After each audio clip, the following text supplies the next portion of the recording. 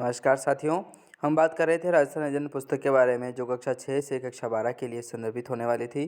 काफ़ी इंपॉर्टेंट प्रश्न जो है वो यहाँ से देखने को मिल रहे थे। हमारे प्रतियोगी परीक्षाएं जो पिछली हम देकर आए हैं वो उनमें प्रश्न जो हैं वो पूछे गए थे। तो काफ़ी जो रिज़ल्ट है इसका वो 100% देखने को मिला है हमें।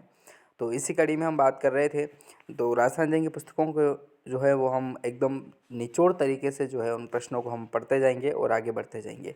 इन प्रश्नों की संभावनाएं जो है आप मान के चलिए 100% रहने वाली है। ठीक है, हर प्रतियोगी परीक्षाओं में यहाँ से कहीं ना कहीं से क्वेश्चन जो है वो बनेगा, क्योंकि आपका जो नींव जो आपकी होती है, आपका जो ज़ीरो लेवल जो शुरू होता है वो इन्हीं पुस्तकों से शुरू होता है और इन्हीं तरीक़ों से शुरू होता है। ठीक है, प्रतियोगी परीक्षाओं के लिए आप तैयारी कर रहे हैं तो जल्दी से जल्दी आप इसको सेशन को जो है वो लाइक कीजिएगा, सब्सक्राइब कीजिएगा और इसी कड़ी में जो है हम आगे बढ़ते हुए तैयारी करते रहते हैं।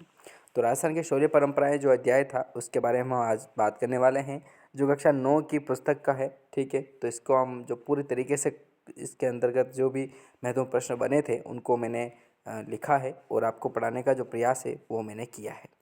पीडीएफ डाउनलोड करना चाहते हैं तो जल्दी से जाइए, टेलीग्राम चैनल को भी ज्वाइन कीजिए।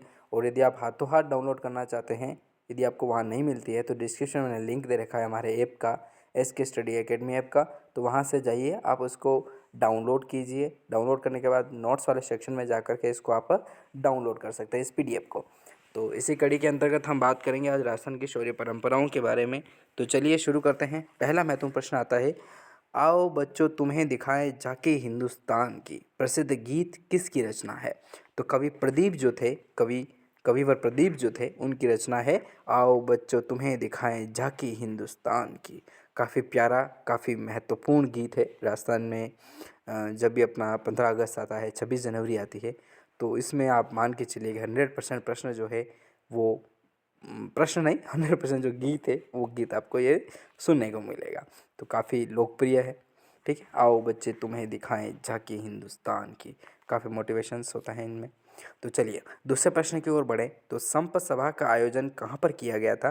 तो मानगढ़ जो पहाड़ी है वहाँ पर संप सभा का जो आयोजन है वो दोस्तों होता है। संप सभा का आयोजन कहाँ होता है, मानगढ़ पहाड़ी पर होता है।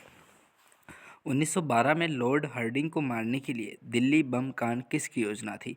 तो प्रताप सिंह एवं जोरावर सिंह जो थे उनकी योजना थी।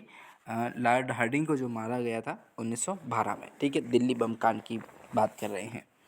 ठीक है, तो जोरावर सिंह जो बारहट थे उनके द्वारा, और प्रताप सिंह जो है वो प्रमुख योजनाएं बनाते हैं। अच्छा, ये बारहट अलग से आ गया ना। हाँ हाँ ठीक है, कोई नहीं, आप खुद याद रखना, प्रताप सिंह और जोरावर सिंह बारहट।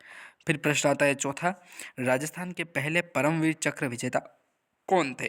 तो मेजर पीरू सिंह शेखावत जो थे वो परमवीर चक्र विजेता थे राजस्थान के। पांचवा प्रश्न आता है कि मेजर पीरू सिंह शेखावत का जन्म कहाँ पर हुआ था। तो रामपुर बेरिए, जिला झुंझुनू, और 18 मई 1918 में होता है। देखिए बहुत सी चीज़ें जो है वो मैंने आपको यहाँ पर दे दी है।